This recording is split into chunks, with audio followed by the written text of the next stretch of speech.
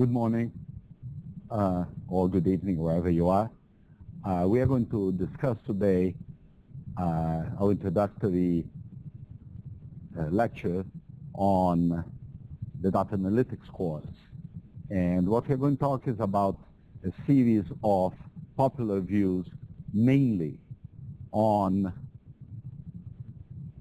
the epidemic of data analytic discussions that there are in the press and in business currently.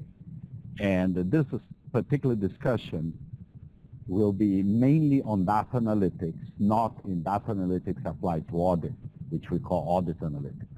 And the reason for that is that it's interesting to see what business is doing in data analytics in order to understand a little bit what can be done in audit analytics. During this course, not this lecture, you're going to have the opportunity to see a lot of the work that we're performing at the Cal Lab, emphasizing using some of these techniques and some techniques that are not really currently discussed in the press in specifically the audit domain. I want to call your attention to a couple of books that are popular press books that might be interesting to be read. And first is this book by George Friedman called The Next 100 Years. And I find it interesting, but not admirably interesting. It talks about a lot of data analysis type of issues and some predictions about technology. Now, this actually is a more interesting book. It's by a guy called Ian Ayres.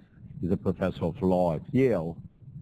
And he basically talks about the advantages of large data analytics and gives certain very interesting examples that are very good to call your attention.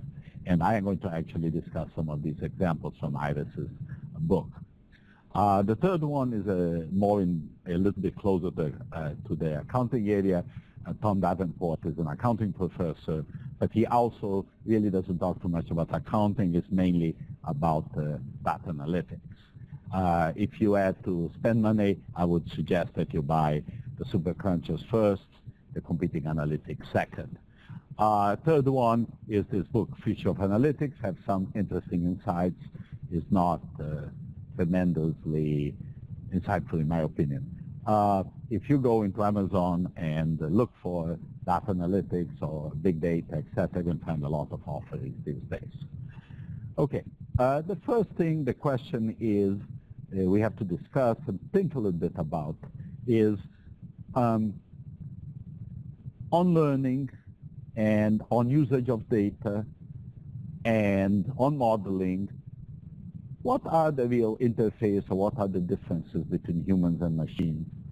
And what did we know today from the behavioral science on this area? And this is out of the Super Crunchers book.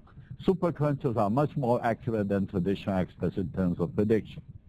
Neil and Grove completed a meta-analysis of 136 man versus machine studies.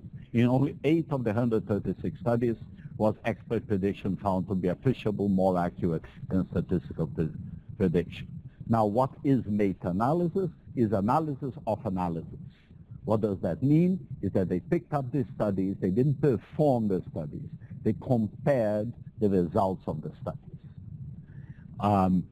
And actually, when you are trying to get a wider view of a particular phenomenon and try to understand better, and there are a lot of studies, you do a meta-analysis. In the medical field, it's very, very common that you pick up many, many studies, and you look at the results and see if there are commonalities or they are antagonistic in results, and etc.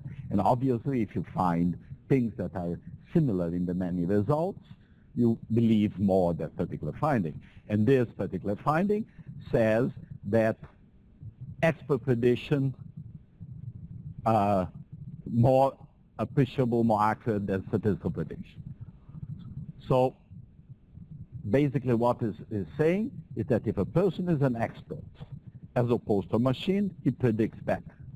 Now, that raises a lot of question of what is an expert, what domains they can do, etc., etc. Overall, when asked to make a binary prediction, the average expert in wildly diverse fields got it right 66.5%. However, super crunchers had a success rate that is 73.2% according to results from above analysis.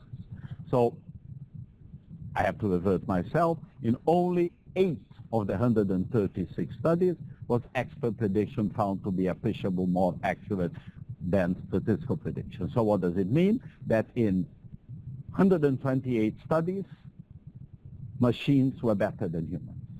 And humans were only better in 8. Now, you have to be careful drawing these conclusions because, as it says here, wildly different fields have wildly different behavior. Now, this is out of the behavioral science. Human mind tends to give too much weight to unusual events. So if something systematically out of your domain happens, you give it a lot of weight, even if it's just an anomaly. For example, people systematically overestimate the probability of newsworthy death, such as murder, and underestimate the probability of more common cause of death. That's a pretty common type of thing, and there has been a whole set of studies looking at fears and risks. And in fears and risks, you typically are afraid of things that are not so dangerous. For example, one of the examples that is used is the example of people are very afraid of having guns in their household for their children. On the other hand, they don't think too much about the swimming pool. The probability of a child dying of a gun-inflicted wound is 1/10 of the probability of they drowning on the pool that you have in your house. So this kind of illustrates how there is kind of linkage, there is kind of overweighting of unusual events. Humans tend to cling to our mistakes and beliefs, so we discount this confirming evidence and focus instead of evidence that supports our pre-existing beliefs. So very often, you just stick to an idea even if the evidence goes against it. In sharply contrast, superconscious models have no emotional commitment to the prior predictions. So going back into these 2 slides, this basically indicates that in the selected 136 studies, large majority of the studies, unbiased machine prediction was better than human prediction. And the reason for that is basically some kind of cognitive bias on newsworthy events and on pre-existing beliefs.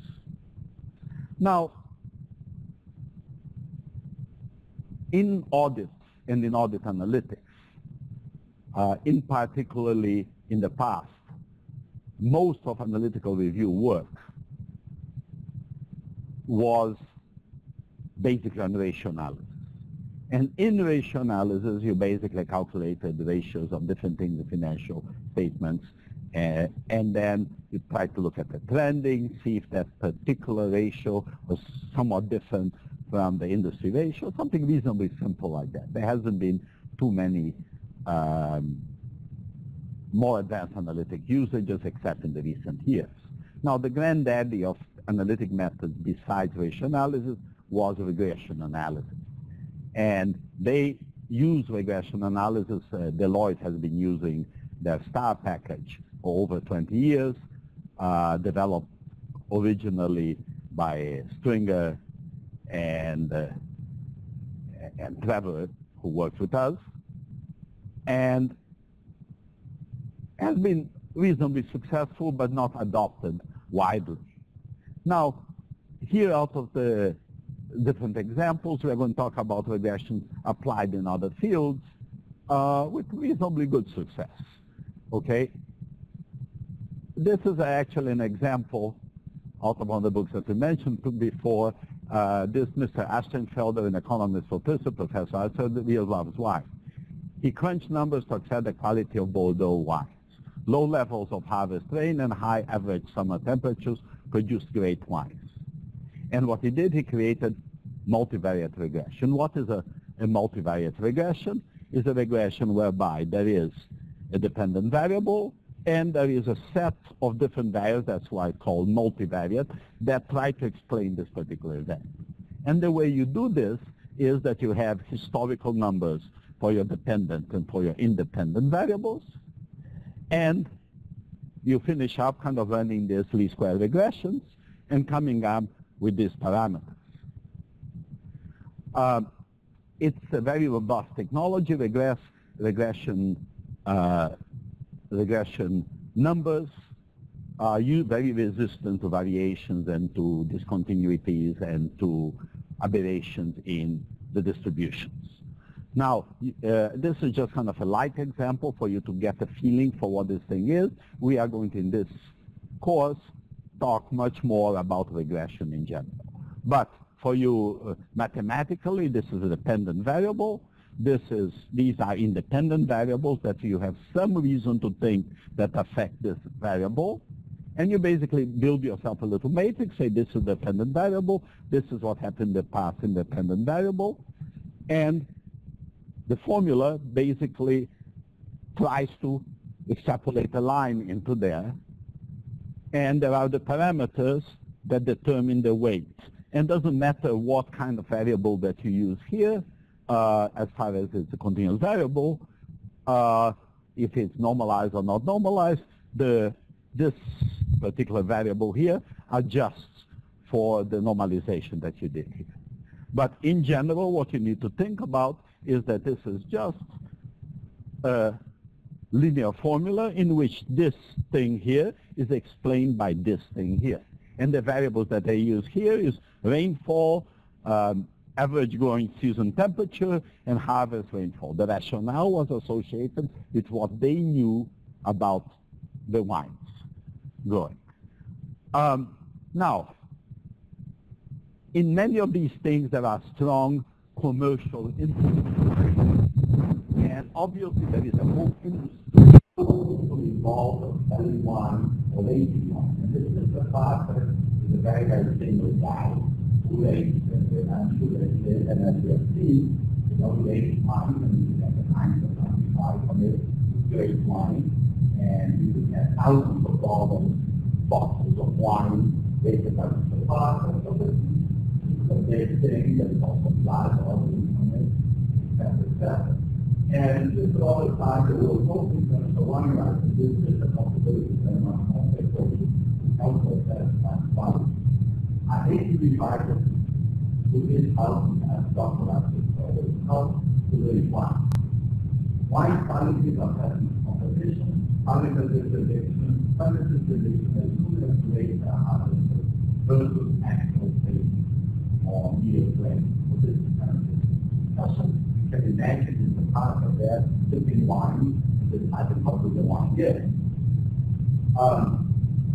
So stopping here, this actually this phenomenon in wine, the phenomenon that we will talk about, rainfall, also regression prediction.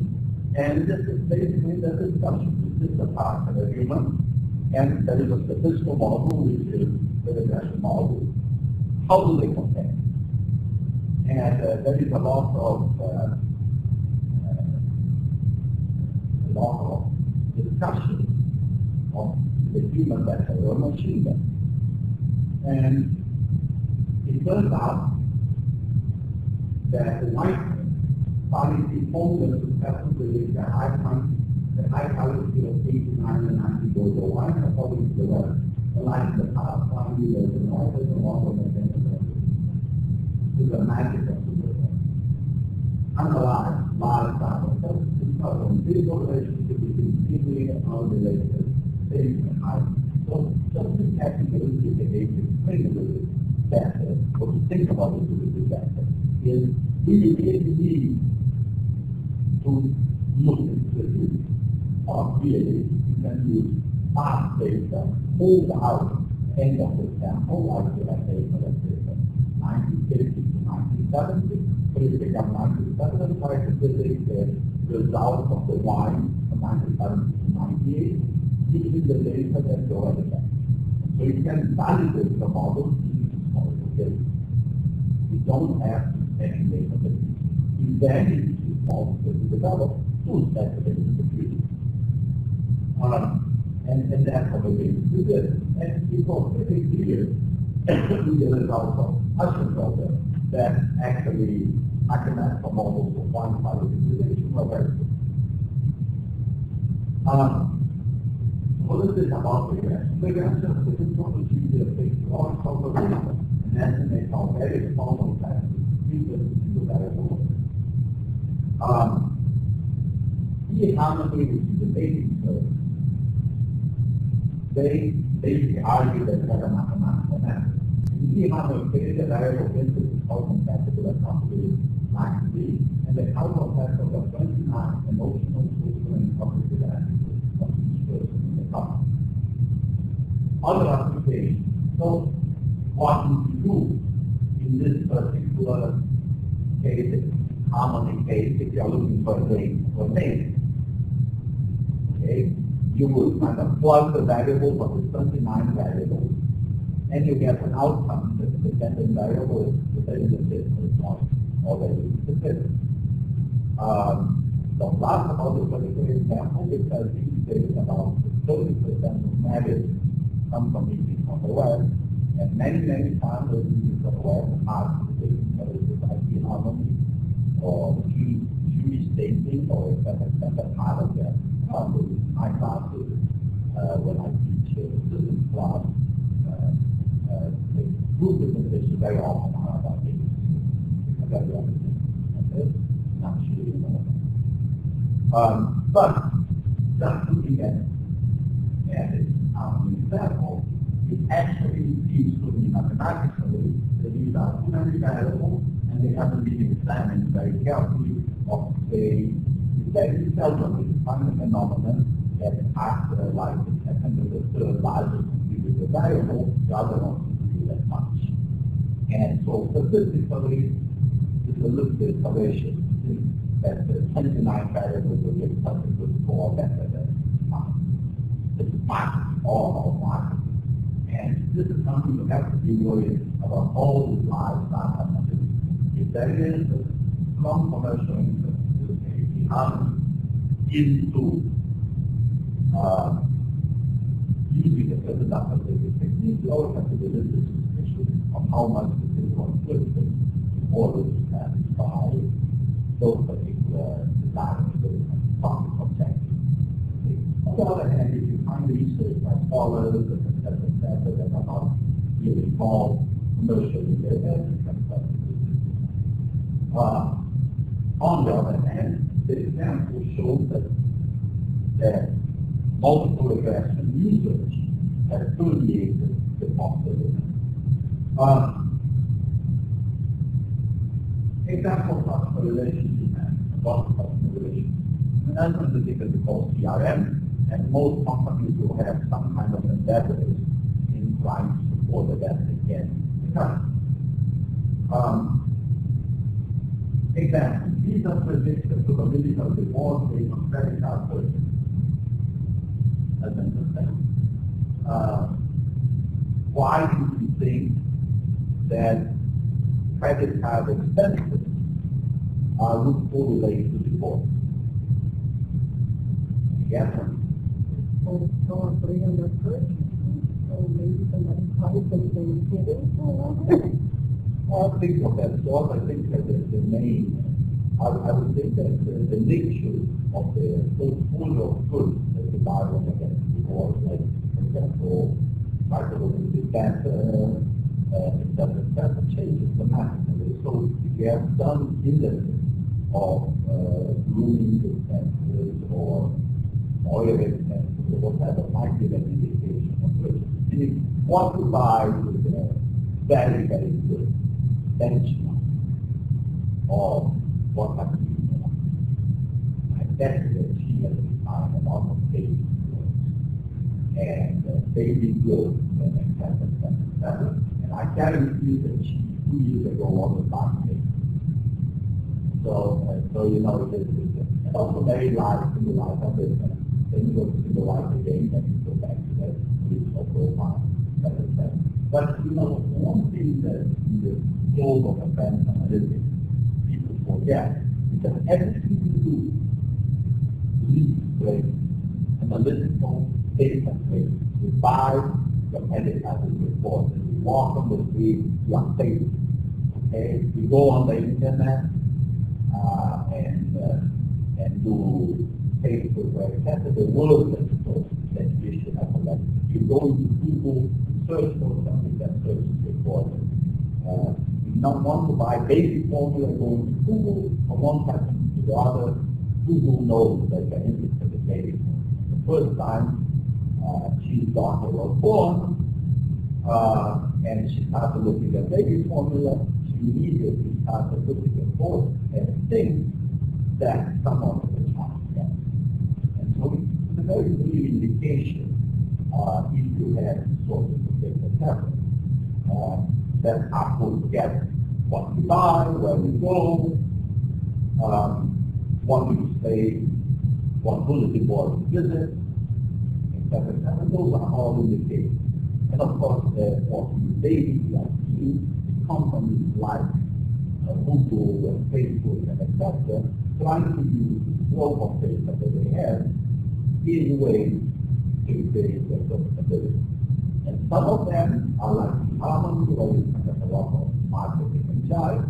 Some of them are very analysis using and analytics, very large sets of data, try to understand customer behavior, try to predict economic needs that you can run. And so this is a really interesting process. That's why it's really interesting. That's why those from the data that are made trying to understand quality, superficially utilizing those personalities to predict the volatility in order to match each other. So these are just a few of the examples that we can mention. Two examples that we can mention. Actually, there is a very good example in the film called Moneyball. And I think many of you have seen this film, when you remember the baseball like I am. And it's a tremendous film because it tells a real story of the Oakland Athletics, who kind of immediate for baseball for a long time. That basically applies advanced analytics to drive to improve the advance. The traditional method of finding baseball talent higher than our players is basically sending scouts out to the junior leagues, to the high schools, and etc. to hire someone. And you know, there's actually the film, they have this whole set of reasons that guys, baseball player that was insulted was too fat. Okay, so no one wanted him. And you know, if they apply this criteria, they do probably the biggest baseball player that ever has one of the biggest guys, but he was every guy that came on an orphanage, but his record was today good on that. Not only was the basis, but he became a pitcher, and am I in the wrong position? Okay. And so Babe Ruth, actually, if he would have been recruited on his good looks, he would have never been recruited. But actually, the example on the film is that, and then turns out that the guy has very good statistics. And the bottom line of the story in Moneyball is that they go on a rampage of hiring people based on their statistics and on-base statistics, real objective statistics. And turns out that they managed to assemble a team that was a competitor in baseball for many years. And Bill Bean, who was the general manager that put that technology together, actually was scouted by Boston Red Sox, the best team at the time, and he finished up not leaving, but he did put a very enviable record. And actually, they used a little regression.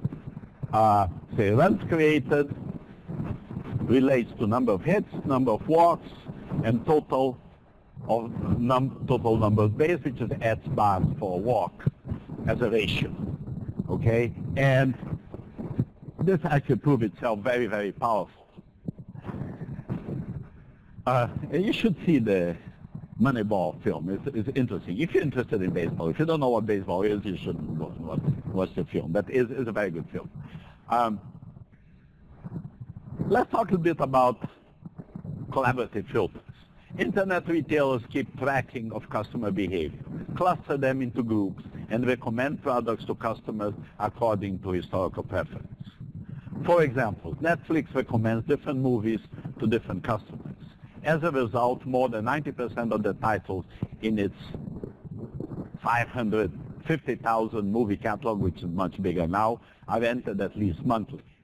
Pandora.com helps users to find music that they have never heard of, and that's done by association.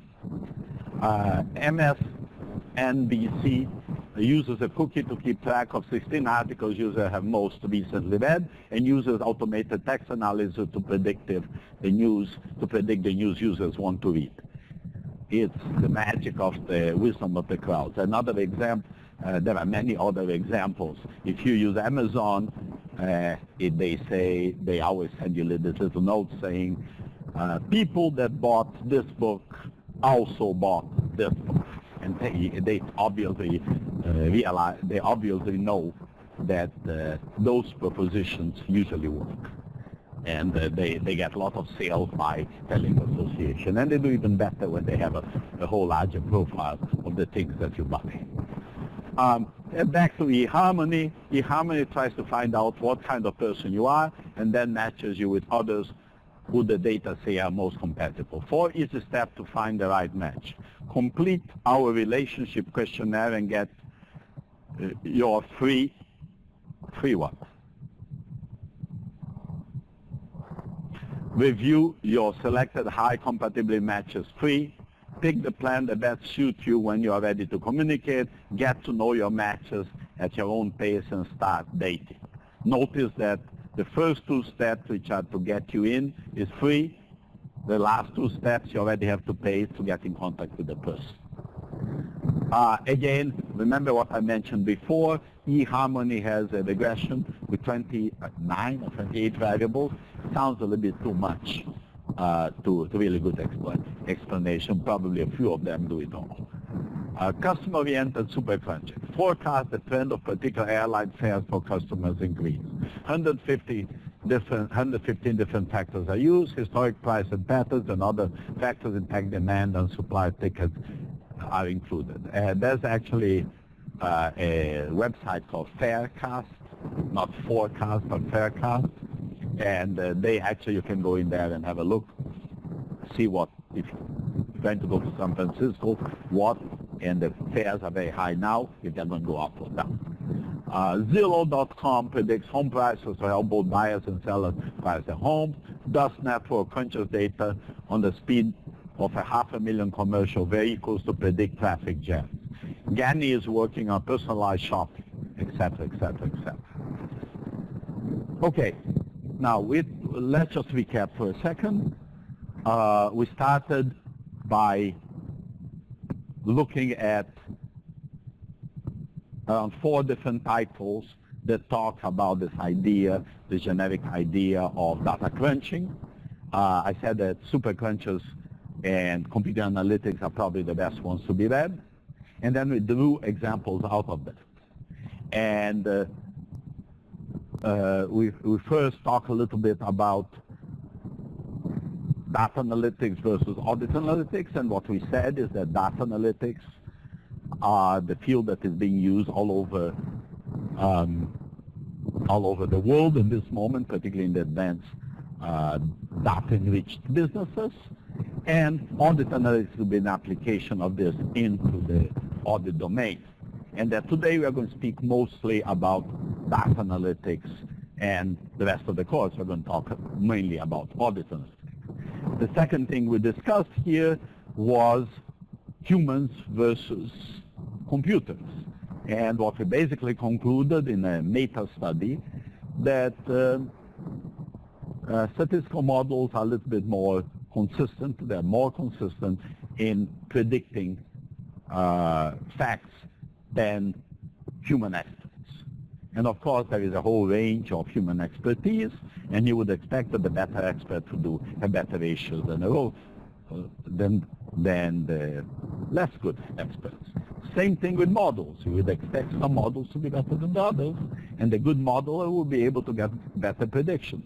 I would love to have seen that same meta-study looking at comparing humans and machines decision-making, have a look at comparison between different machine prediction models and what's good, what's bad on that. Then we talked a little bit about regression analysis and the applications in regression analysis. The biggest one that we discussed more was on prediction of wine prices, Bordeaux wines, and on the prediction of baseball results. And both of those humans frowned and snickered and humiliated the statisticians trying to make the predictions, but at the end, both in wines and in baseball, there is a whole technocratic school of analysis that actually has pretty much dominated the field in the recent years. There is a whole field of wine price prediction, and there is a journal, there is a newsletter, etc., etc. And in baseball, it has been pretty much vindicated that statistical analysis is very useful for baseball, and most teams today have experts in statistical analysis looking at what they are doing. Now let's talk a little bit about randomization. Select a sample for experiment with a flip of a coin. Example, Cap 1 learned that simply adding a photo of a smiling woman in the corner of the solicitation letter raised the response rate of male customers. If it randomly divided customers in two groups and sent them solicitation letters with or without the picture. How do we know that that picture that caused a high response rate? This is what we ask. And obviously, a controlled experiment is an experiment that you try to create all the other conditions, to keep the other conditions set as variables without changing, and you have one variable that you measure. And the larger the sample that you get, and you compare the two effects, which are two effects really, you will have a more conclusive result. Okay, and there are ways to improve this randomization by matching pairs or doing some other ways.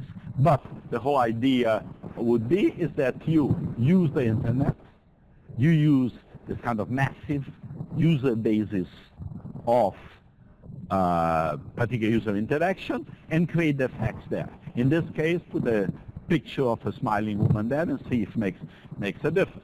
Now, things get more complicated if you put 2, 3, 4, 5 effects to compare at the same time. There are statistical ways to try to pull them up aside, but you know, the simple test one against the other is usually very powerful.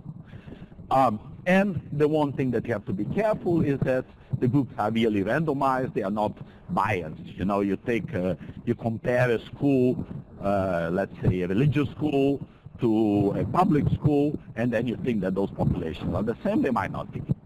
Okay, and that's the kind of thing that you want to be. You want to try to keep things reasonably well balanced. Okay, so continue randomization.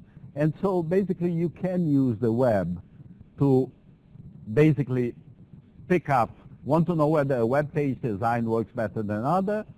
Automatica sets a software so when people click on site, either one page or the other will be sent at random. The software will tell you in real time which pages get more clicks to which generate, and which generate more purchases.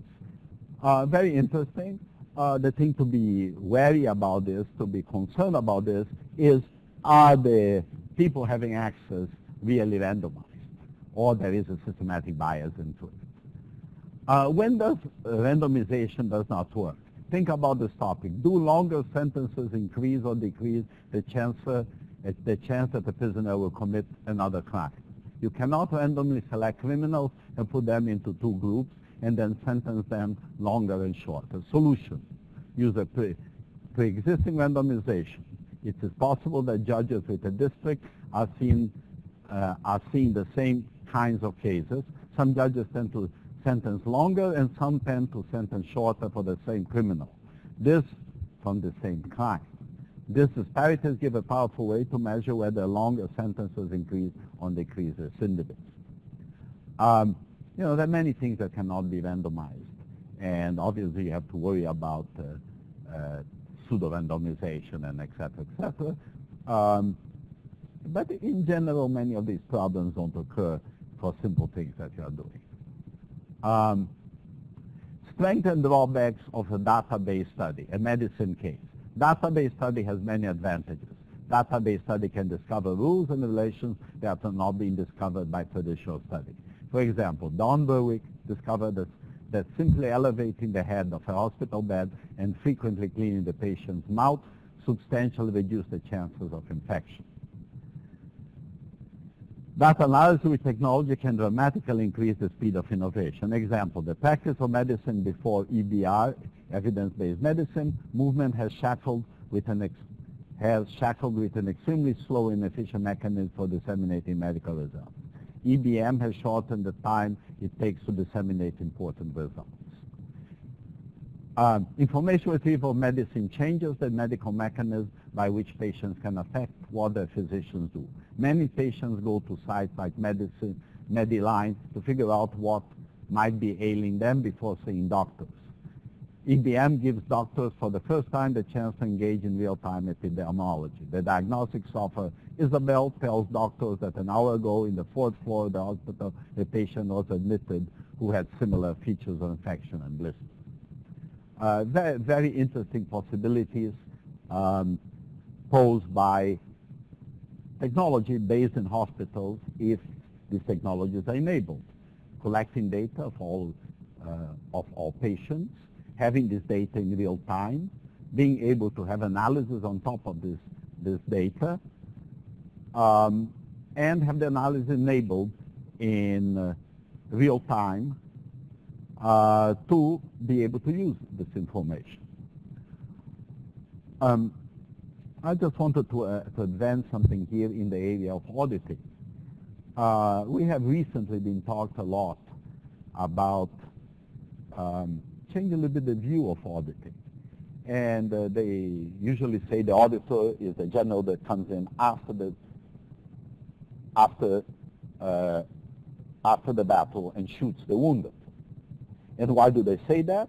Because auditing is by definition, in current ways of thinking, a retroactive type of science whereby you look at the past and find faults with it and then deal with current employees with the faults of that particular fact. With the advent of technologies like real-time monitoring of hospitals, databases, models associated, et cetera, we can do what we call the proactive audit as opposed to the retroactive audit. And actually the word we typically use is proactive audit to look into the future, and we have basically two branches of the proactive audit. The predictive audit, and then we have what we call the preventive audit. And what we call the preventive audit wouldn't be called in old days an audit. It's a different kind of thing. They would maybe call it a control. But in the proactive audit, we develop models of what should happen.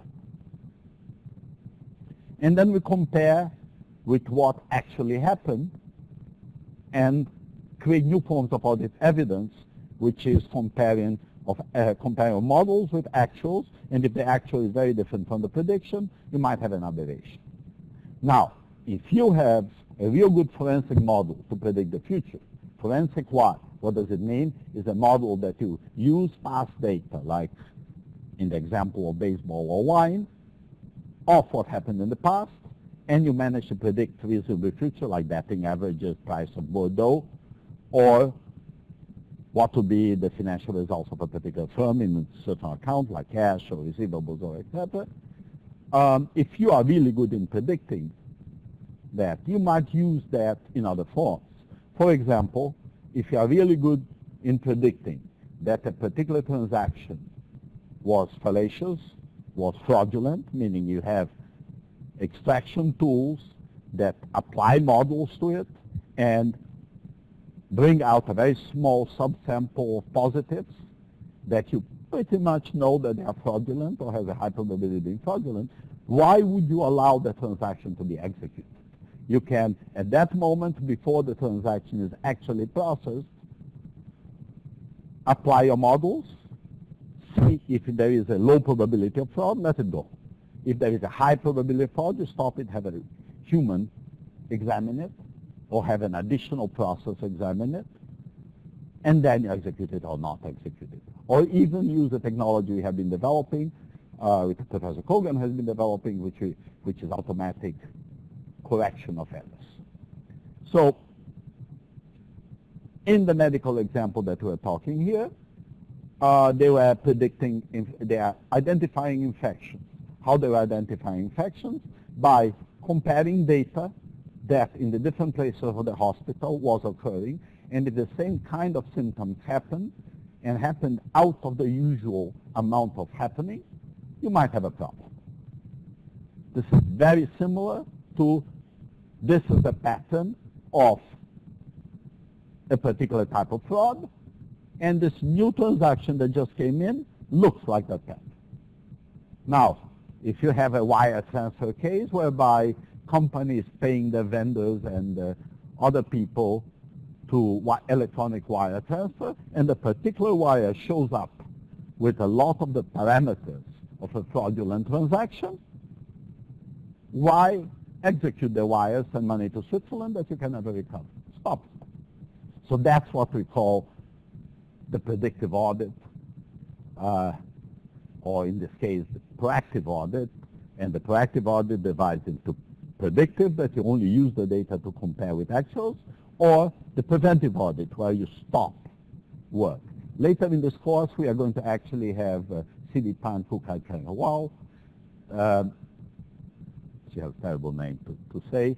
Sidi Pan talk about her dissertation, which is called predictive audit, and she is going to talk about some of the analysis she did with data of a large bank.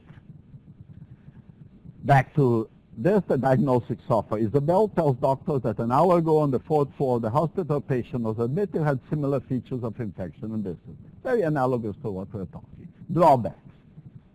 Some problems remain in database studies. Some studies don't ask the right question to control sufficient variables. Example, a study concluded that excessive caffeine consumption increased the risk of heart disease without controlling for whether the patients in the study smoked. And if I recall correctly, the fact was there that that there was a high correlation between smoking and heart disease, and it wasn't really the caffeine that determined, it was really the smoking that was the major motivating factor. There is too much evidence-based information and individual practitioners to reasonably absorb. On coronary heart disease alone, there are more than 3,600 statistical articles published each year, especially who wants to read more than 10 articles every day, especially who wants to read more than 10 articles every day, includes weekends. So what he's saying, the wording here is not very good. In order to keep yourself up to date with coronary heart disease in all articles, you would have to read 10 articles a day. Sometimes it's impossible to control the variables. The evidence-based medicine movement has had the impertinence to ask doctors to change what they do with their time. And again, just reminding you what we talked in the beginning here is humans and machines. Humans are imperfect processors of information, and it's possible that the sources of evidence or the reaction to evidence that the doctor has is not really statistically the best usage of the time because they were too influenced by a particular abnormal event. Drawbacks of database analysis. Statistical procedure cannot estimate the causal impact of a rare event, like a broken leg, because there simply aren't enough data concerning them to make a credible estimate. There is no sample for basis. Solution combine both. In several studies, the most accurate way to exploit fiduciary expertise is to merely add expert evaluation as an additional factor in statistical algorithms. I can tell you a little bit about my personal experience and our first continuous auditing project that we did at AT&T. We actually used extensive amount of auditor judgment. We created rules based on what internal auditors thought that was a problem with that particular billing system that we were dealing, and use those rules to extract data. Once there was a larger set of data available for those type of phenomena, we started creating them statistically, or we incorporated a mix of statistical rules with the auditor rules. So it's possible to do that, and actually most companies, we have kind of a mix of heuristics, and heuristics which are kind of rules of thumb associated with statistical rules. And I think that's kind of the way of the future, that you mix human expertise with statistical expertise, make them work together the best you can. And of course, very importantly, we learned that in some of our forensic type of studies, is that you keep incorporating more variables or more ways of thinking or more statistical evidence into what you are doing. Okay, you know, there is this area called neural networks. Actually out of the book it says neural networks are attempts to make computers process information like human neurons. And that's not quite right.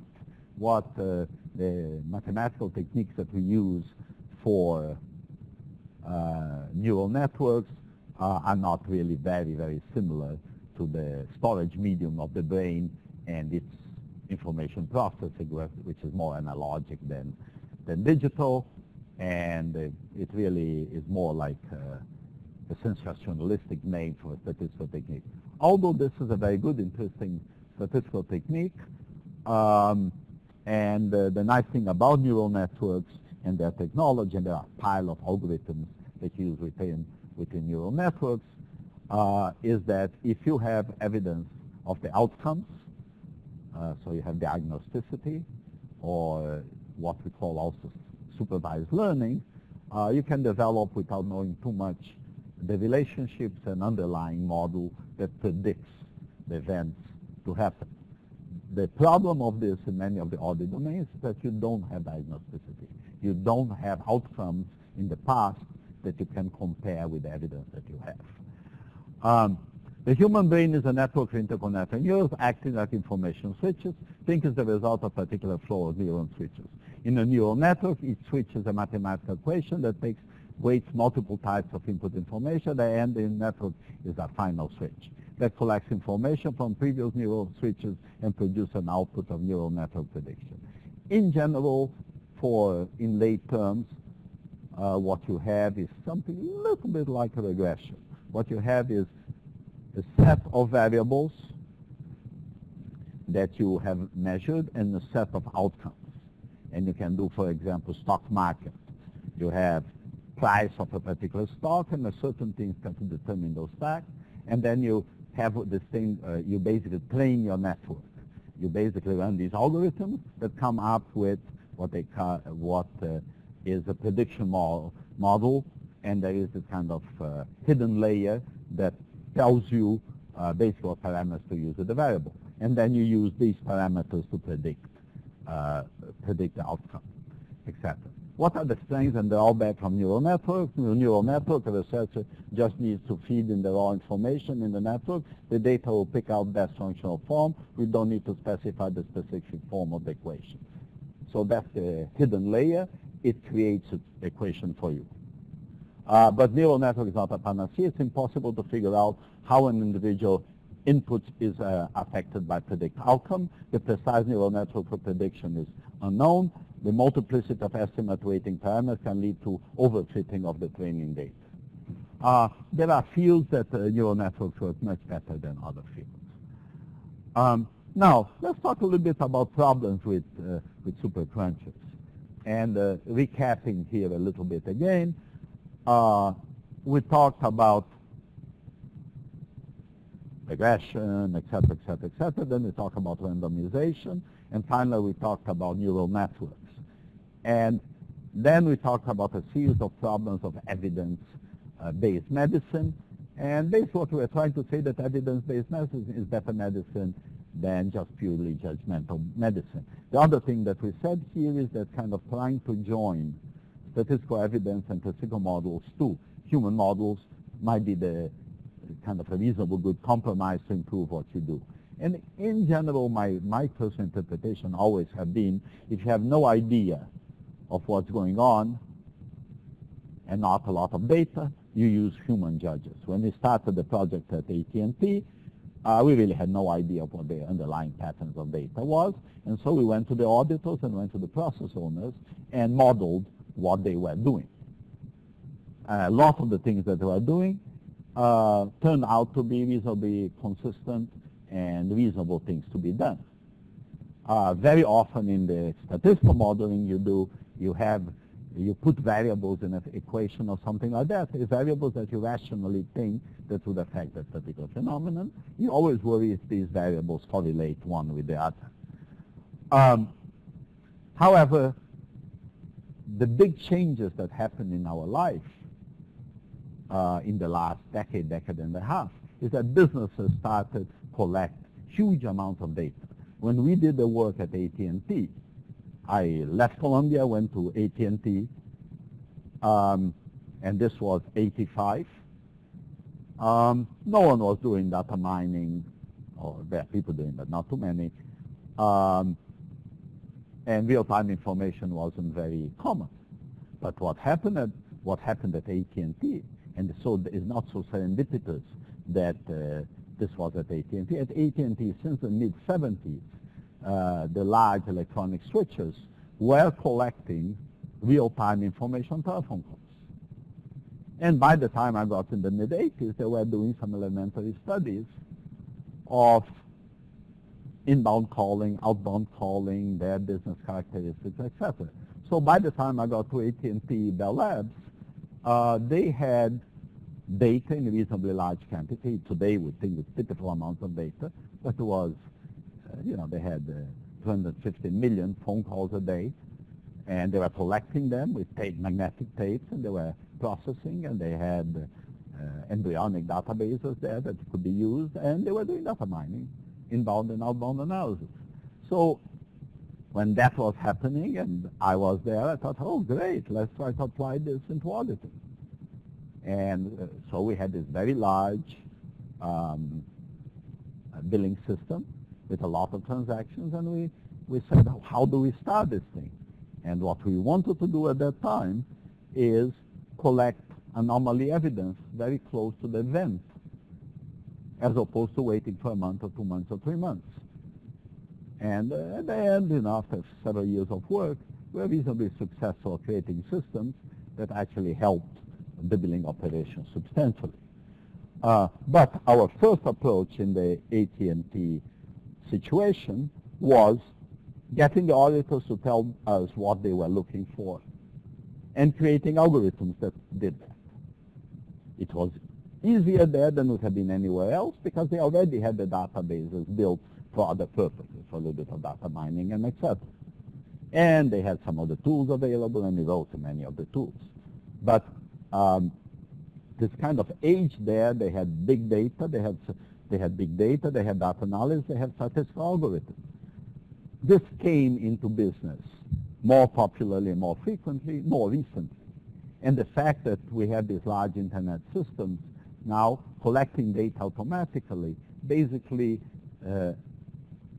officialized, made this kind of technology much more popular. That's why today we talk so much about big data, and we talk so much about data mining, et cetera, et cetera. Now, some purists think that by data mining, basically picking up data and trying to identify models that exist there, you are basically missing the serious thinking that you need to understand real-life phenomena. And instead of formulating your hypotheses and then testing them, you are actually developing empirical hypotheses, and you might have spurious correlation, might have all kinds of things. In reality, I think both ways actually go to the same direction, and we need to kind of work both with models that we don't know, and we try to infer the models out of pure data mining efforts, to things that human beings think there is a logic to it, and testing that logic, and then bringing those three things together. And that makes me mention two branches of statistics. One branch of statistics is the one that you all took in class. Basically, when we do hypothesis testing, we're doing a called confirmatory statistics. So you formulate a hypothesis as a human being thinking and saying this is the way things are going to happen. And then you collect data to confirm or to negate that hypothesis. Now there is a whole branch of statistics that we call exploratory data analysis, EDA, that was very popular in the labs at the time I was there, and Tukey was basically the big originator of it. That basically said, you know, we look at the data we have and explore and try to understand what it says. And I actually personally think that EDA has been neglected, and EDA is a very, very useful branch of statistics. We should do it much more. And in reality, with this large data analysis, there is much more EDA going on, but we don't call it EDA. Now, back to the problems in super crunchers. Uniformity. Direct instruction teachers need to follow the most efficient way to teach their students without creative teaching. Epagogic predicts a movie's receipts based on primarily on characteristics of the script. It uses statistical formula to tell the authors what to put in that script. Actually, that's very interesting, this idea whereby if sex, for example, draws a lot of attention, then you put sex in your script. If good food calls attention, you put good food in there. So you finish up with a mix of the things that are popular. And that's interesting. A little bit, sounds to me a little bit like denying certain aspects of creativity or denying a little bit of sophistication of audiences. Discrimination. Supercrunchers may take the race of customers a factor when creating an algorithm for lending and insuring policies. Security problem. In May 2006, more than 17.5 million military veteran electronic records containing their social security numbers and birth dates were stolen from a government employee's computer. And I'm sure that you can tell stories of each one of these. Things are not uniform, things that have been used, computers for discrimination. You have lost data, and of course a lot of people are worried about governments that are totalitarian using monitoring and analytics basically to oppress their citizens. So obviously there are ethical and moral problems with a lot of these supercruncher data mining type of problems.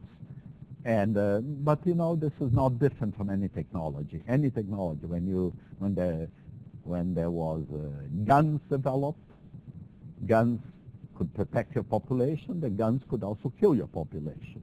Atomic bomb. The American presidents felt the atomic bomb was essential to protect the U.S. population before the Germans developed it. But of course, the atomic bomb can be used in very negative forms too. So this is the problem with any type of technology. All technology has a positive side and a negative side. There's a whole discussion about responsible use of science. In addition to uniformity, discrimination, security problem, privacy. With just a name, we can Google people on the fly to pull up addresses, photograph me at peers, etc. My wife pulled up my name, and there are pictures of her, pictures of her kids, etc., etc. She was furious about that. But what can you do, correct? Data quality. There are literally hundreds of data manipulation needs to be made in getting a large database shaped to run regression. Just to tell you a little bit of our experience, we tend to spend about half of the time of a project preparing the data. Actually, the analysis is the cream of the pie. And the difficult part is preparing the data, having the acquiring the data, preparing the data, and understanding the data before you do the fancy modeling. If a researcher makes a mistake in any one of the transformations, the bottom line prediction may be inaccurate. I talked to you about earlier about a finding in freak economics. Freak economics is a book by a guy called Levitt professor of Chicago of economics, applied economics. And there he talked that guns in the house was 10 times less dangerous than having a swimming pool in the house. And that finding seems to be confirmed. But his most famous thing was the prediction of understanding the reasons for the decrease in crime in the United States, and particularly the decrease in crime in the city of New York and Chicago and et cetera, et cetera. And basically his theory was that because there were a couple of Supreme Court rulings that allowed abortion in the United States, because there was a substantial decrease on unwanted babies, those babies didn't grow up to be murderers or neglected babies and etc. That was his conclusion, and it created a lot of commotion. Actually, there is two of those books, Thick Economics and Thick Economics 2, and there's a lot of commotion of that, and obviously social discussants argued about that in every direction possible. Then there were some guys that decided to reanalyze his data and found out that he had made some serious mistakes in his data transformation, and actually the results didn't show significant results. Now, does that prove that he was wrong? Not really. Okay, it just proves that he didn't prove what he was saying. Just creates hypothesis. But obviously this is actually a very interesting thing that, you know, if you transform the data too much. We have an example. We're working with a large bank, and they prepare the data for our predictive analytics studies.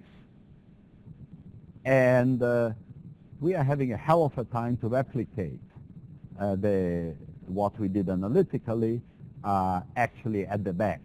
We can't create that good results that we had. My opinion now is that they clean the data too much for us when we pick the data up and analyze. And we should have let much more of the idiosyncrasy of the data in place, and that would have allowed us to predict better. So you can't clean data too much. And so just kind of going back, uniformity, discrimination, security problem, privacy problem, data quality problem. And then there is this whole idea of hidden causes. Two groups are randomly selected to test if Weight Watchers plus financial to lose weight does better than Weight Watcher alone. So Weight Watcher plus giving them money.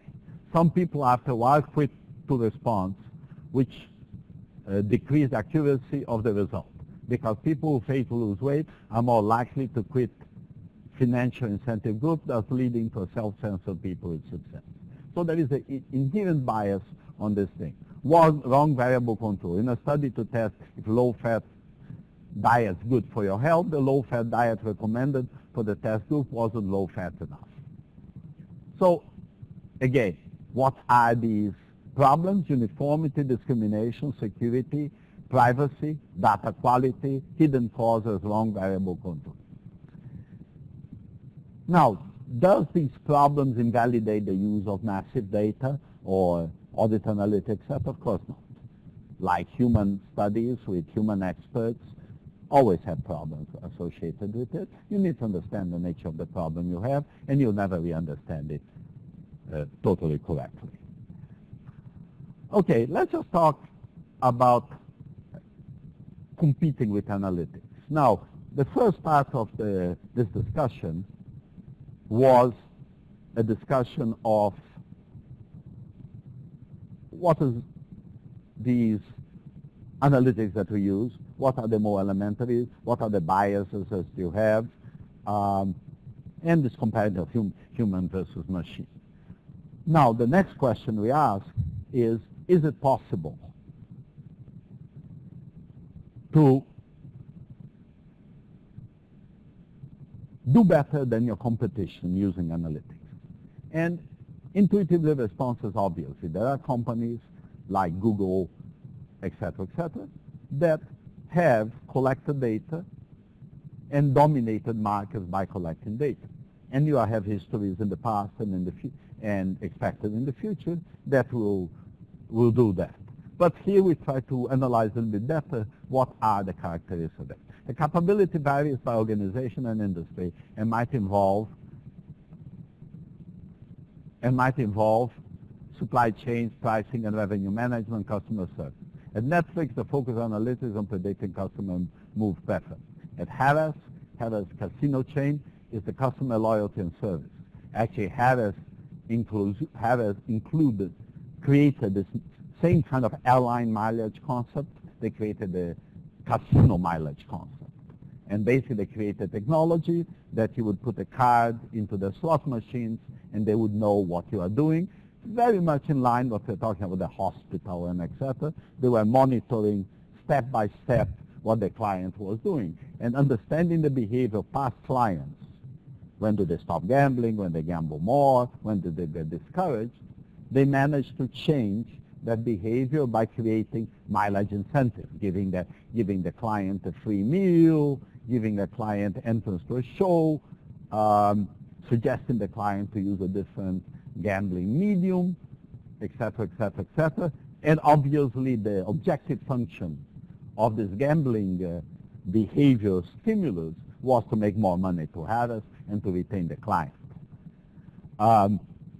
And this has been very successful, and they actually copied that all over. There is a case, Harvard Business School case on Harris that you should see. Interestingly enough, the guy who did this analysis at Harris was an ex-Harvard Business School professor. He came to Harris, did the case, and then he was hired. He left Harvard, and he started being an executive vice president in Harris, developing these methodologies.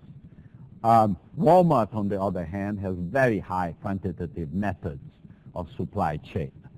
And Rutgers, obviously, is one of the best department supply chain in the country, and we do a lot of looking at supply chain. We talked about basically distinctive capabilities, prediction of move preferences, loyalty, customer loyalty, supply chain. And basically what I said that a distinctive capability organization chooses would be supported by analytics. And of course you collect the data, create your algorithms with the things you want to emphasize. This area, there is this area called business intelligence. It's not very popular. Consultants talk about it all the time. And basically it entails capturing data and using this data for business purposes. And so this chart basically talks about the architecture for data and business intelligence. Management of data, transformation and processes, creating data repositories for what you want to use, analytical tools and applications, tools to show what you have. And then data about the data, and operational process that generates this particular data. Companies today, large companies, basically contain their data in ERPs. And although some companies all operate out of one ERP, the large companies have many ERPs. Sometimes they are all SAP, sometimes they are SAP and other companies and other types of enterprises or software together. And that creates a whole challenge of managing your data, extracting the data, and creating a view of the data. We have a couple of projects that we work on detecting duplicates, in particular in payment files. And the companies that we work with are supposed to provide us payables data. Turns out that the payables data doesn't come from one system, but comes from like 3 systems, one in the US, one in Europe, one in Asia, sometimes even more. And although people tell us when we start talking about duplicates that they don't have duplicates because SAP would capture all the duplicates, actually that's not the fact. Even SAP only would capture duplicates that are exactly the same, and human ingenuity allows for creating duplicates that look different, but they are the same. Control characters at the end of the name, etc., etc. We looked at the very large companies. vendor files, and we found like 150 duplicate vendors. So, furthermore, sometimes we found in these different multiple vendor payments that certain vendors were being paid in 2 or 3 different systems, sometimes the same bill, same rent, etc. So this whole idea of managing the data from operational systems is a challenge. And you don't detect this type of inter-system problems unless you analyze data on these systems. Now, in order to have data that you can analyze, you need to finish up preparing it in a set of repositories that have the data prepared for it. This ties up with the discussion we had before of data views, collecting data, and being able to use the data for analytical purposes, not cleaning data too much, etc., etc., etc. And then you have this whole area of analytical tools, and these are basically algorithms or methods that you use for exploring the data and exploring certain facts that you want to find out about the data. And finally, you have to display this to customers. Actually, I like much better separating this box into tools and applications of the tools, like models that you have developed. Because you shouldn't mix the tool like SAS, with a model developed in SAS. So I like better when we can put another pillar here, and the pillar is models that you develop. And once you develop the model and it extracts data, etc., you will have to present the data, and you might feed the data to other applications and call your attention to other things. What has been happening in the last decade in auditing is that a whole set of new forms of evidence in audit has appeared, and the standards have not dealt with it. So, for example, many companies now have real-time systems that spill out exceptions. And these exceptions are the same kind of thing that we did in the AT&T project. We call them alarms or alerts. These exceptions are basically sometimes aberrations that you don't really know what they are. Now, alerts are a new form of evidence. They are not the type of evidence that in a traditional audit you would do. But it should be incorporated in modern audit thinking. And actually, data analytics creates a series of new forms of evidence that have not been adopted in traditional audit practice. Now, talking about data management, data relevance, what data is needed to complete analytics, data souring, where can you get data being obtained? Actually, that should be sourcing. Data quantity, how much data you need. Data quality, how can the data be more accurate and valuable for analysis. Data governance, what rule and process are needed to manage data from creation to its retirement. Talk about data quality, how can data be made more accurate and valuable for analysis. Remember I mentioned before the idea of cleaning data. When we collect data from the project that we are working on, and work that data to a certain degree, and let's say we come up with thousands of exceptions, we go to a partner that we work with, our client, and say we found this 1,000 type of things. And then they come back to us and say, well, you can exclude 2/3 of these because they are within the company transactions, and there is no risk to them. So we create a rule and pull them out. So that's preparing data. Now, sometimes we pull them out, and we don't particularly like the idea of pulling them out. And so we have to put them in the background and start examining that data separately. So, you know, you have to make a lot of judgments on what data you keep and what data you analyze. Now, other thing we had here is this transformation tools and processes, and that's a transformation proceed, define the business logic that maps data from source to destination. Transformation entails standardizing data definitions, etc., etc. If you have three payables files, they come from different computer systems, they are not standardized. The definition are not standardized. And then there are different ways to store data, data warehouse, data mart, metadata repository. Actually, many companies now adopting what they call the audit data warehouse. And what is the audit data warehouse? Is basically a data warehouse which is prepared for auditors to use. Nothing particularly unusual about it. And these are talks about some of the tools, analytical tools and applications.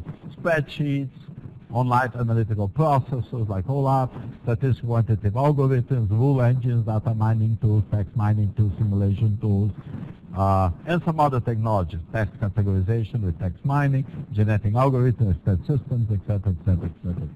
Later in this course, we're going to talk about some of these technologies. And then there's a whole area of presentation tools,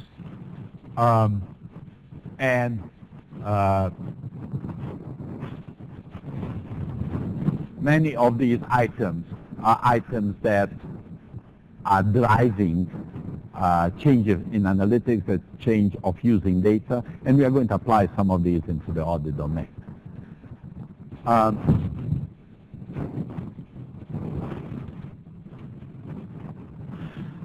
Then there is this whole area of human-driven changes. The growth of analytical competition will lead to a need for substantial greater numbers of people analytically oriented. And this is the reason why we are creating the certificate in audit analytics, because there has been a feeling in the audit profession, particular, mainly in the public accounting profession, that our students don't know enough about analytics, and certainly after a few years in the profession, they don't have the competences for data manipulation, for analysis, for databases, and etc. And so we want to create and want to enrich the knowledge domain of auditors. As more firms strategy-driven changes, as more firms become aware of the possibility of analytic competition, they push boundaries analytics in the products. And more analytics were embedded in products, companies began to analyze, report these knowledge assets. Strategic concern will drive firms to pay substantial attention to these methods. I also believe that the unique imprint of the large audit firms will be the audit methods that they are using, the analytics they use internally, and the apps, the audit apps that they apply in their work. We started this discussion, mentioned the word big data, and you all seen big data mentioned in the press, mentioned in the newspapers, etc., etc. Let's just talk a little bit about that. I primarily base this discussion out of some McKinsey work because they are very good at selling their work. So we'll talk about McKinsey. It's not just about big data. For big players in the enterprise technology algorithm, it's about finding a big patterns beyond the data itself. And obviously you have the data, and you look inside the data to see what it is telling you. The exposure of online life and cheap computer hardware have made it possible to store immense amounts of unstructured information, like emails, internet clickstream, and the search of stored information to find software that can be explained. The real trick is to do this cost efficiently. Companies doing this at large scale look for similarities between one field and another, hoping the common means of analysis.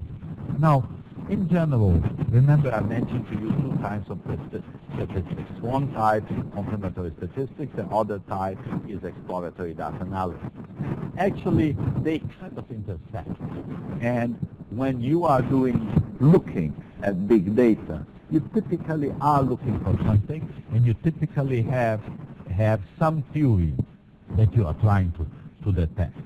In the last 5 years, IBM has spent some $14 billion purchasing analytic companies in the Service Big Data Initiative to look for adjacencies between one business and another. IBM became probably the largest player in the United States in analyzing for Medicaid, Medicare data, and they have in there an engine with thousands of rules data out of observation. The trend of looking for commonalities and overlapping interests emerging in many parts of academic business. At the ultra-small nanoscale examination of cell, researchers say the discipline biology, chemistry, and physics begin to collapse into each other. In a broader search for patterns, students of the computing language, known as R, have used methods to counting algae blooms to prove pattern genocide against native people in Central America. Online marketeers look at your behavior in a number of contexts to sell you something. While it is attractive to contemplate the way everything may become connected to everything, it presents a number of large challenges. I'm just talking about using R. In our work, we actually use a whole set, like Waker and R, for research. We also use large statistical packages like SAS, and we also use audit packages like ACL and IDEA for doing the different analysis. And sometimes the decision of what software to use to build applications has to do with what the partner has. Other times is what's cheaper to do. Other times what we have computing capability to apply. The lab research method had been important for a century in both scientific advance and product development. Soon it may also have to accommodate a search for truth based only on pattern spotting. Near term, companies will have to make tough choices about where to invest and which signals to watch. Trying to do everything will still amount to doing nothing. Now, McKinsey. Radical customization, constant experimentation, and novel business models will be new hallmarks of competition as companies capture and analyze huge volumes of data. If companies are capturing and analyzing huge volumes of data, auditors will have to do the same. And if auditors only use summarized data to do their analysis, they are going to have to find ways to validate that the large data was summarized correctly. The top marketing executive at a sizable U.S. retailer recently found herself perplexed by the sales report she was getting. A major competitor was steadily gaining market share across a range of profitable segments. Despite the counterparts that combined online promotion merchandise, the company kept losing ground. When the executive convened a group of senior leaders to dig into the competitor's practice, they found that the challenge ran deeper than they had imagined. The competitor had made massive investment in its ability to collect, integrate, and analyze data from each store and every sales unit, and had used this ability to run a myriad real-time world experiments. What did they do is they tried different strategies in different stores in real time and analyze the results out of that. At the same time, it had linked this information to supplier's database, make it possible to adjust prices real time, to reorder hot-selling items automatically, and to ship items from store to store easily. By constantly testing, bundling, synthesizing, and making information instantly available across the organization, from the store floor to the CFO's office, the rival company had become a different, far nimbler type of business. This actually applies also to the auditing domain. We need to be constantly changing the models that we use and trying to enrich our databases of potential problems in audit and create analytic methods to support it. McKinsey, are you ready for the era of big data? What happens in a world of radical transparency with data widely available? If you could test all your decisions, how would that change the way you compete? How would your business change if you use big data for widespread real-time customization? How can big data augment, even replace management? Could you create a new business model based on data? First, did we really have increased transparency? Can other companies know what a company is doing more than before? Yes, they can. Traffic to a business is a very good proxy for the amount of business that they do. Like foot traffic wasn't before. If you could test all your decisions, how would you change the way you compete? Now you have all this randomization, etc. they can do. How would your business change if you use big data for widespread real-time customization? I would like to the question, how would change auditing if you use big data for widespread real-time customization? How can big data augment or even replace management? We ask the question, how can you automate the audit using audit apps? Could you create a new business model based on data? Could auditors create a new business model based on data? And they are inevitably going to have to do that because the old model of measuring labor hours and charging from them is kind of basically obsolete. Now, McKinsey has this very cute chart here. The ease of capturing big data value and the magnitude of its potential across sectors. And this is ease of capture, very easy to capture there, very difficult to capture data, and potential value index. So where they have the highest, that's easier to capture than the highest value, is in the information industry and the finance insurances. So this is our industry here. Now, administrative service, construction, et cetera, is a much lower potential area for using big data. So this is where we are, and this is where we need to invest. Okay, finishing up, let's talk a little bit about competing in analytics, and then we'll finish up just applying slightly to auditing. David Port proposes 4 areas of competing in analytics. Decision capabilities, enterprise approach, senior management committing, large-scale ambitions. And then they create this kind of maturity model where companies are progressively more analytical. And this is misspelled, should be competitive. This is the 2 books that I mentioned to you before, the pictures, Davenport and Harris, and the Ian Ayers book.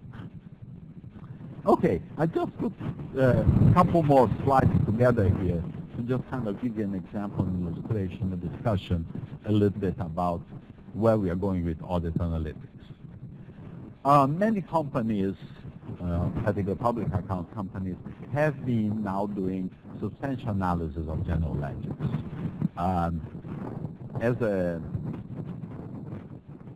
As a little postscript here to our discussion, the AICPA, which is Assurance Service Executive Committee, is developing a thing that they call the Audit Data Standard.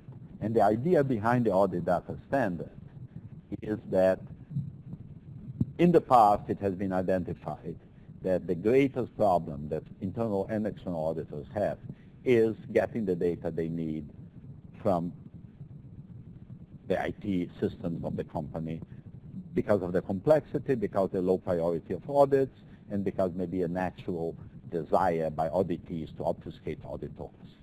That has been a major problem. I started teaching IT audit over 30 years ago. I thought, well, everyone is going to be an IT auditor, and a lot of these current manual functions have been obsoleted. And actually, we continue sampling, we continue doing a lot of manual stuff. And that's basically because data is not available. So the Center for Audit Quality initially, and now the AICPA ASAC, is creating, and now is in exposure draft, these standards for data to be supplied to the auditor. At this moment, we have the general ledger standard, and we have the payable standard being proposed, and it's being discussed. There are comments coming out, and etc.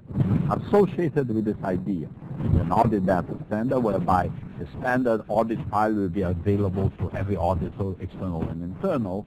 There is also this idea of audit apps, whereby you're going to develop little scripts, depending on the language you're using or the software that you're using, that you can apply into your audit program. And progressively, there'll be more and more and more these audit apps and scripts that you can apply to this audit data standard, and you'll be able to automate a large part of your audits.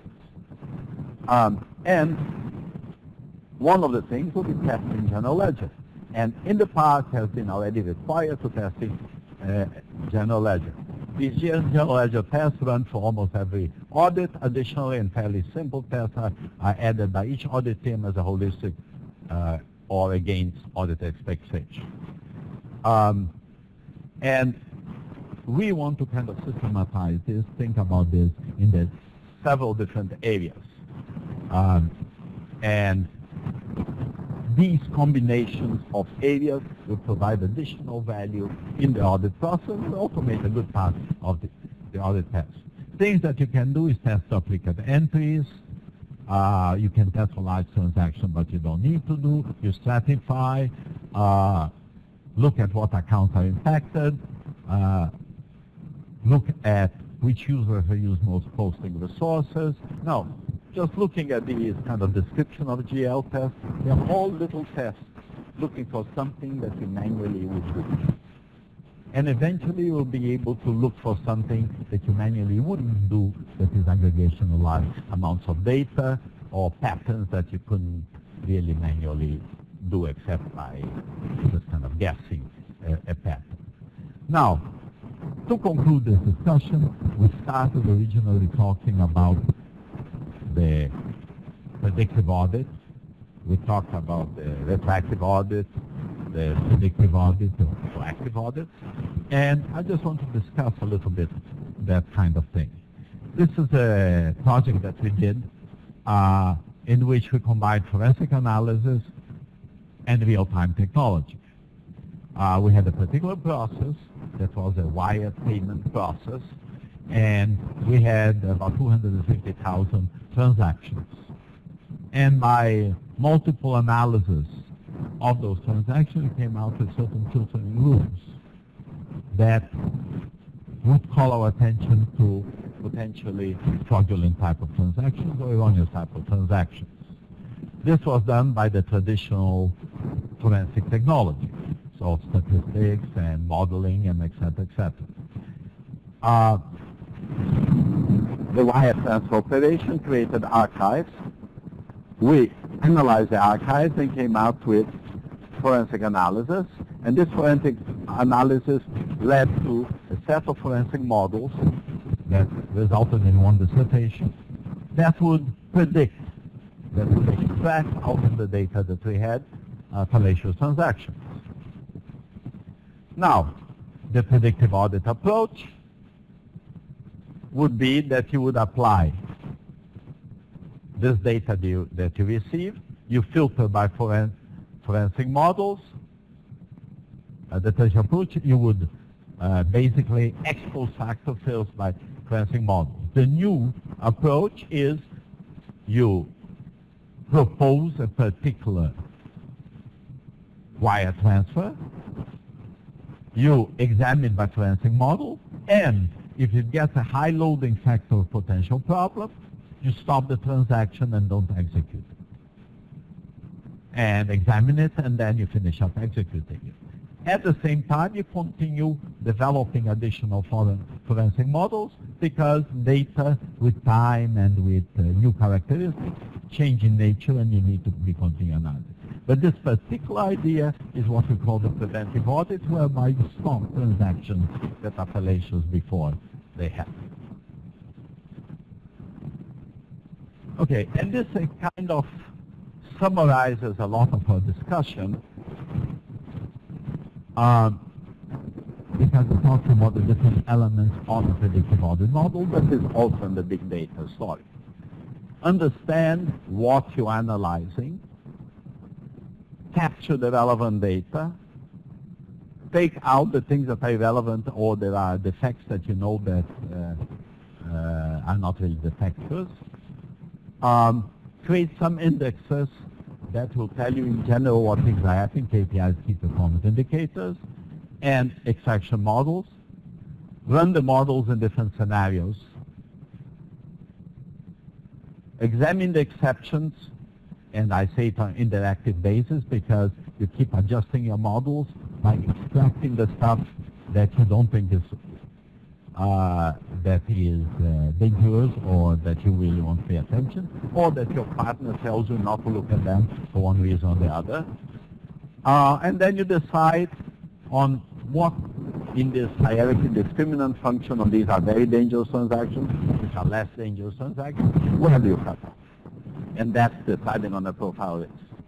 And then once you have that set of decisions, you place filters in the end of the process, create an audit by exception mechanism. If something exceeds that coefficient of risk, examine it, create interfaces between managed continuous monitoring and audit exceptions, and continue developing your forensic model.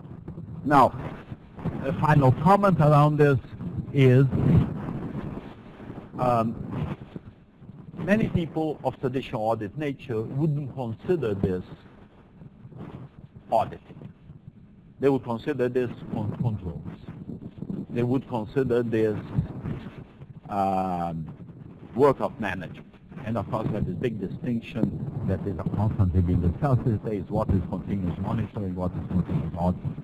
And I usually don't think that discussion being particularly useful, but I usually say continuous monitoring is done by management, continuous auditing is done by auditors. You can't do continuous auditing without doing certain degree of continuous monitoring, but you don't have to monitor every variable that an operational manager will do. So that's kind of the big discussion. Now, if with analytics and data technologies having come to place, we can do very different things to assure integrity of data and to decrease the amount of losses that the company has for fallacious transactions, which include errors and irregularities. You can do that. Traditional audit didn't have these capabilities, so the way they defined independence, materiality, etc., etc., etc., was with the old world view. The new world view allows you to stop transactions before they happen, and this is kind of an audit activity, kind of not. I think the audit of the future, the predictive audit, will incorporate dramatical changes on what's included, and I do think that filtering and blocking and forensic modeling, etc., are all part of this future data quality assurance world.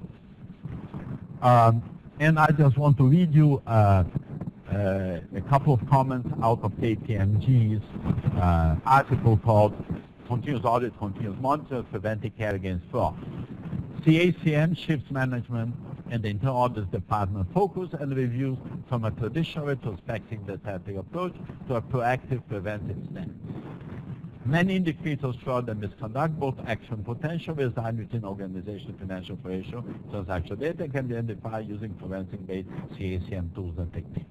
These include sophisticated analytic tech, computer-based cross-matching, and non-obvious relationship identification to highlight potential fraud and misconduct.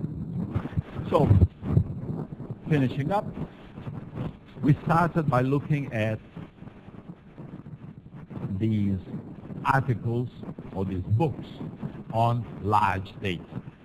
And what we talked about that first is by the idea of human judgment versus modeling, and we concluded that human judgment doesn't do as well as modeling.